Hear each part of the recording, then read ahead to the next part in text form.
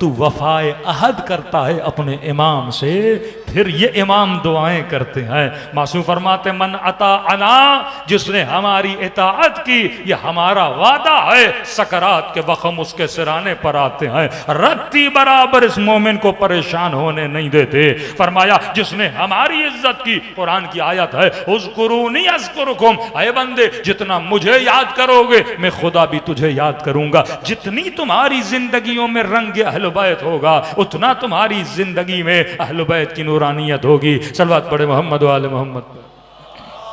دیکھیے کیا یہ معجزہ کم ہے کہ آج امام حسین کا زندہ معجزہ یہ ہے کہ جس پتھر پر امام حسین کا سر رکھا گیا تھا وہ پتھر شام غریبہ کو لال ہو جاتا ہے۔ 7 محرم کو ایک مومن کے گھر ہم جاتے ہیں ہر سال، ان کے پاس تھوڑی سی مٹی ہے جن کو خدام حرم امام حسین نے ان کو دی۔ خدا گواہ ہے جب بھی اس مٹی کی ہم زیارت کرنے جاتے ہیں، جیسے اس کپڑے سے یہ مٹی کھلتی ہے پورے کمرے میں ایک مہک، ایک خوشبو چھا جاتی ہے، اور چھوٹی سی مٹی ہے۔ کیا یہ معجزہ کم ہے کہ جب شام غریبہ آتی ہے عاشوراء کے دن، سفید کپڑے میں چھوٹی سی مٹی، عصر عاشور کو اس کا رنگ خون سے بھی زیادہ لال ہو جاتا ہے، جس کپڑے میں پڑی ہوتی ہے وہ کپڑا رنگین ہو جاتا ہے۔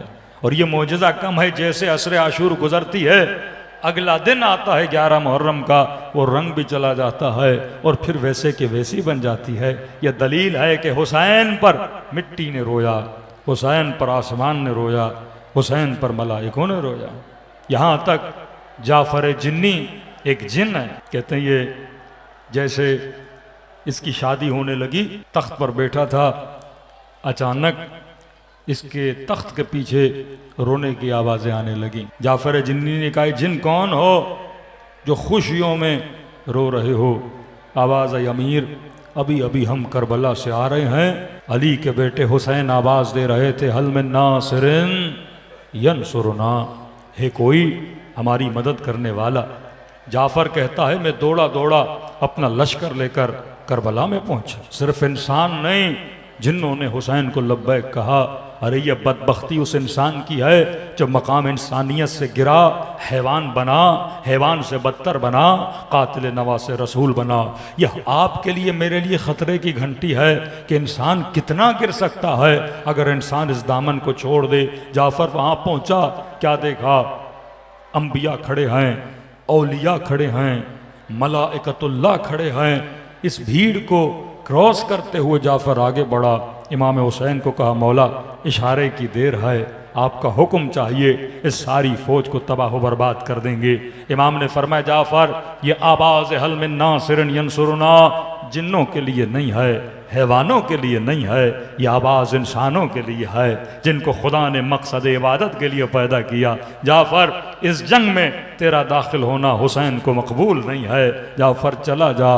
جعفر کہتا ہے اس میدان سے واپس پلٹا، دستبوسی کر کے حکم امام تھا، کہتا جیسے ہم واپس گھر آئے ماں نے پھر پوچھا جعفر یہ رونے کی آوازیں کیسے تھیں، تو کہاں سے ہو کر آ رہا ہے؟ اس نے کہا کربلا میں زہرا کا لال آوازیں دے رہا تھا، حل من ناصر ینصرنا، میں دیکھ کے آیا ہوں کہ بدن زخمی ہے۔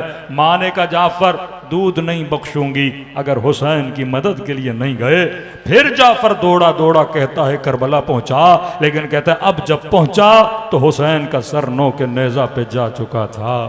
امام زین العابدین کے پاس آتا ہے، مولا معاف کریے گا، ایک طرف ماں کا حکم ہے، ایک طرف حسین کا حکم ہے، مولا کروں تو کیا کروں؟ امام نے کہا جعفر مدد کا تو میں بھی حکم نہیں دوں گا، لیکن ایک کام کر لینا جعفر۔ کہا مولا کون سا کام کروں؟ کہا جعفر پورے سفر میں اپنے ساتھیوں کو میرے ساتھ رکھنا، کیونکہ میرے ہاتھ بھی بندھے ہوں گے، میرے پاؤں بھی بندھے ہوں گے۔ جعفر جب کوئی بچہ اونٹ سے زمین پہ گرنے لگے اس بچے کو بچا لینا۔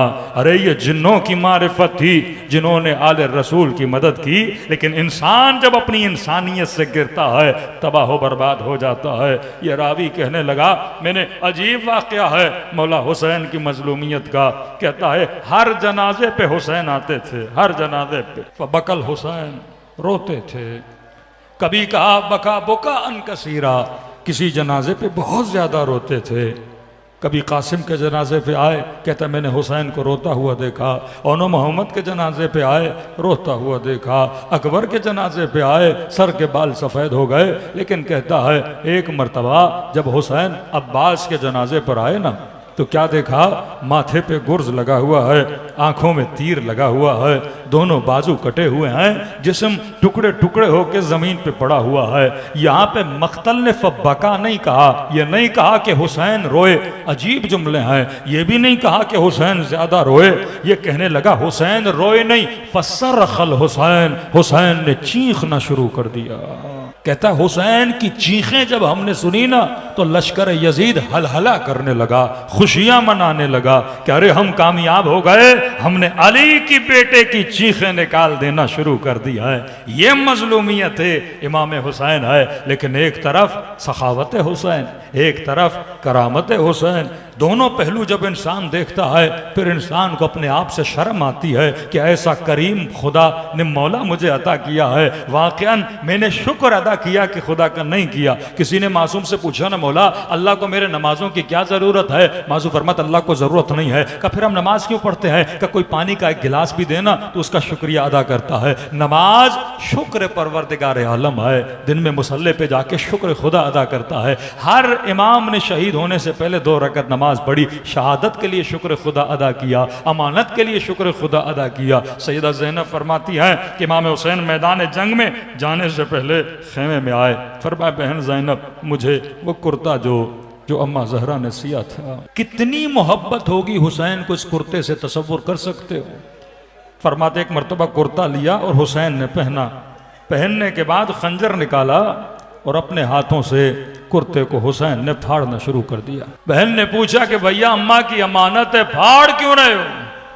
فرمایا بہن زینب ان عربوں کو میں جانتا ہوں، میری شہادت کے بعد میرے بدن سے ہر چیز اتار لیں گے، امام ہوں، پے کرے حیا ہوں، میں نہیں چاہتا کہ میرے بدن سے یہ کرتا بھی اتارا جائے، پھٹا ہوا کرتا ہوگا، کسی کی اس کے اوپر نگاہ نہیں پڑے گی، لیکن امام زمانہ فرماتے میرا سلام ہو کربلا کے ان شہیدوں کے بدنوں پر جن کے بدن پہ کوئی لباس نہیں تھا۔ یہ مظلومیت امام حسین، لیکن سخاوت حسین کا معیار دیکھو۔ اسی وقت فرمایا بہن زینب وہ دوسرا کرتا مجھے دینا، کہتی ایک نیا کرتا تھا، اس کرتے کو حسین نے پھاڑا، نئے کرتے کو اس کرتے کے اوپر پہن لیا۔ تعجب سے پوچھنے لگی حسین ایک کرتے کو پھاڑا ہے، اب اوپر سے نیا کرتا کیوں پہن رہے ہو؟ کتنے کریم ہیں تیرے حسین۔ فرماتے ہیں بہن زینب جو لوٹنے آئے گا میں نہیں چاہتا وہ میرے بدن سے بھی خالی ہاتھ لوٹ کر جائے۔ ارے جو دشمن کو خالی ہاتھ نہ لوٹائے کیا وہ اپنے محب کو خالی ہاتھ لوٹائے گا؟ فرمایا ابھی تو رویا نہیں، تو رونا چاہتا ہے، تیرے سروں کے پیچھے میری دادی زہرا کھڑی ہو جاتی ہے، دعا کے لیے ہاتھوں کو بلند کرتی ہے، خدا یہ میرے حسین کا عزادار ہے۔